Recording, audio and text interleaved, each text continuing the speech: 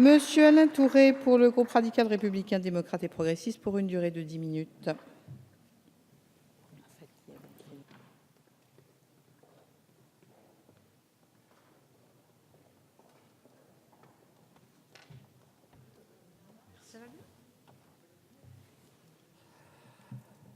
Madame la présidente, madame la ministre, madame la rapporteure, mes chers collègues, depuis 2000 ans, la prostitution est consubstantielle à notre société, aussi bien dans les moments de libertinage que dans ceux de moralisation. L'histoire même du Palais Bourbon de notre Assemblée nationale en est marquée, puisque le président de la République, Félix Faure, mourut le 16 février 1889 dans les bras de madame Marguerite Steinheil d'un accident vasculaire cérébral, dit-on. Cette dame à la vertu légère, par ailleurs maîtresse du président de l'Assemblée nationale, qui commanda sa statue à son mari de sculpteur, vit toujours parmi nous, puisque cette statue trône au milieu de la buvette des parlementaires. Je n'ai jamais vu que nous avions demandé de déplacer la dite statue. Jusqu'au 13 avril 1946, avec la loi dite Marthe-Richard, la prostitution se passe dans des maisons closes. Elles sont 200 à Paris, où travaillent très officiellement 1500 prostituées.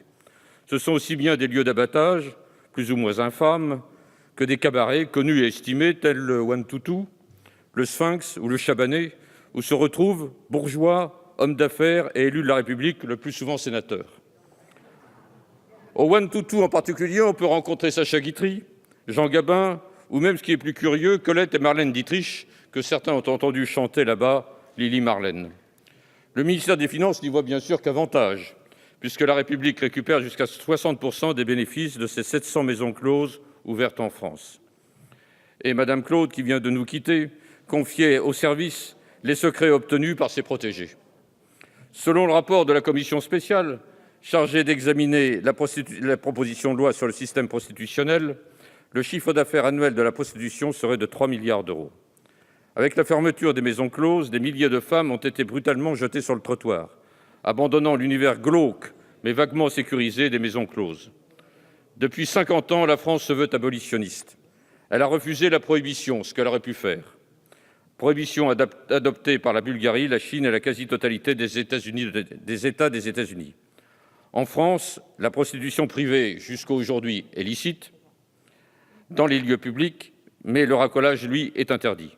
Toutes les formes de proxénétisme sont interdites.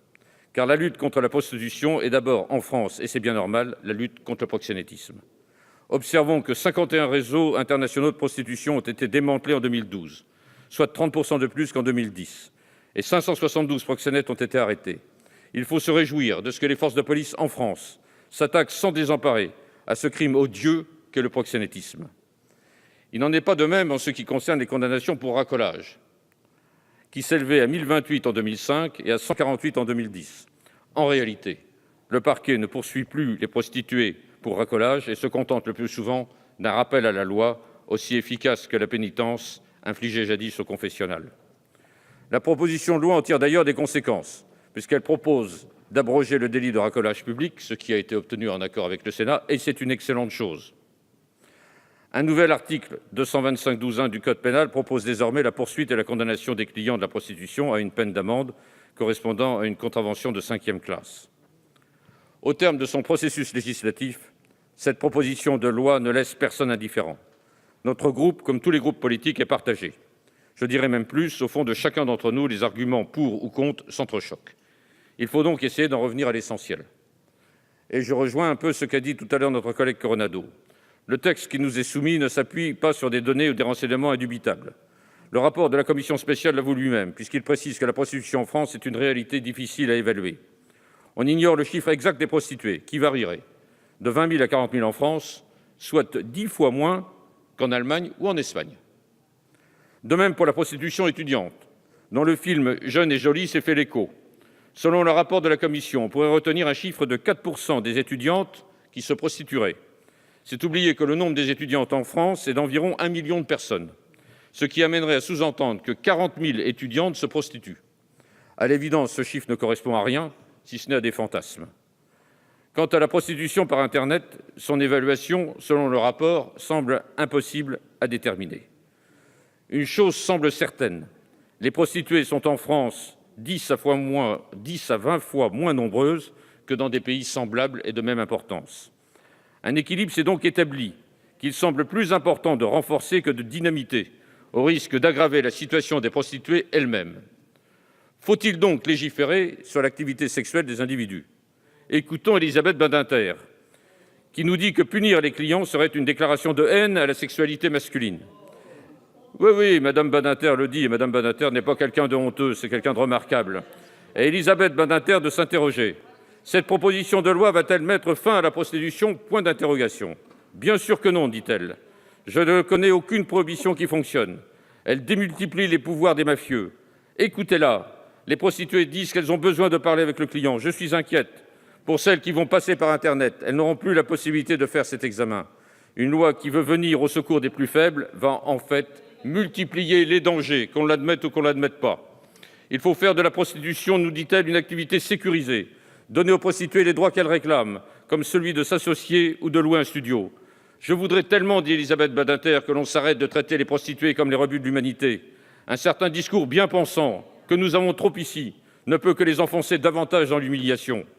Comment ne pas écouter également Médecins du Monde, association qui veut faire part de sa grande inquiétude, car cette loi va marginaliser un peu plus les prostituées et les jeter dans la clandestinité qui rendra l'exercice de la prostitution plus dangereux en termes de santé et de sécurité, avec l'éloignement des structures de soins, de dépistage et de prévention, avec le pouvoir de négociation réduit avec le client, forçant désormais les personnes à accepter certaines pratiques ou rapports non protégés, ou encore plus forte exposition aux violences.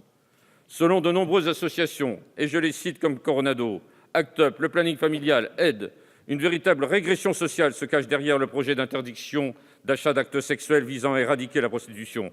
En poussant les clients à la clandestinité, cette mesure n'aurait pour effet que d'accroître la précarité des personnes qui se prostituent. Alors disons-le nettement, l'abrogation du délit de racolage s'impose d'autant plus qu'il tombe peu à peu en désuétude, et c'est une excellente chose qu'un accord soit intervenu en ce qui le concerne. Quant à la pénalisation des clients, cela s'apparente à une fausse bonne solution. Son côté moralisateur est évident. Il faut pouvoir punir l'homme qui utilise son pouvoir pour obtenir des relations sexuelles avec des êtres vulnérables, à l'évidence non consentantes, puisque par définition leur libre arbitre n'existe plus. Votre rapport, je le reprends, le précise bien en page 19. Voici ce qu'il est écrit. L'activité prostitutionnelle est le plus souvent faite de contraintes et de violences, d'exploitation sexuelle, résultat de violences physiques ou psychologiques, enfermement, viol collectif, privation de nourriture, chantage, etc. Que dit également le rapport dans sa page 28 ? La violence est bel et bien consubstantielle à l'univers prostitutionnel et la prostitution faite de rapports de domination est une violence en elle-même. On devrait dès lors en tirer les conséquences juridiques. Moi, je suis un avocat qui connaît à peu près le droit pénal. Un rapport sexuel avec une prostituée n'est pas un acte normal, puisqu'il est, par définition, selon vous, imposé à une personne vulnérable dont la volonté a été annihilée, ignorée par le client. C'est très exactement, selon la chambre criminelle de la Cour de cassation, la définition du viol, c'est-à-dire un rapport sexuel imposé à une personne privée d'un consentement éclairé. Comment peut-on dès lors punir un crime qui ne peut normalement être condamné à moins de 10 ans de réclusion par une peine d'amende forfaitaire ? C'est en soi-même banaliser le viol, c'est à cela qu'on arrive. Car de deux choses l'une, soit la relation sexuelle avec une prostituée est une infraction, et en ce cas, cette infraction ne peut être qu'un viol, donc un crime. Soit ce n'est pas un délit, on doit dès lors arrêter à chercher à pénaliser le client. La loi qui nous est présentée est donc inadéquate. Elle fait par erreur une assimilation entre la prostitution et la traite. Il faut lutter avec la dernière des intransigeances contre le proxénétisme. Il faut s'attaquer aux réseaux internationaux. Il faut favoriser l'accès à la prévention et aux soins des prostituées, garantir leurs droits, avoir une vision pragmatique et humaniste de la prostitution en écoutant les prostituées, qui sont les grandes absentes de ces débats. L'enfer, comme toujours, est pavé de bonnes intentions. Nous saluons cette loi, mais nous ne voterons jamais un article de loi criminalisant le client qui a eu un rapport sexuel avec une prostituée. Merci, Monsieur Touré. La parole est à Madame Sandrine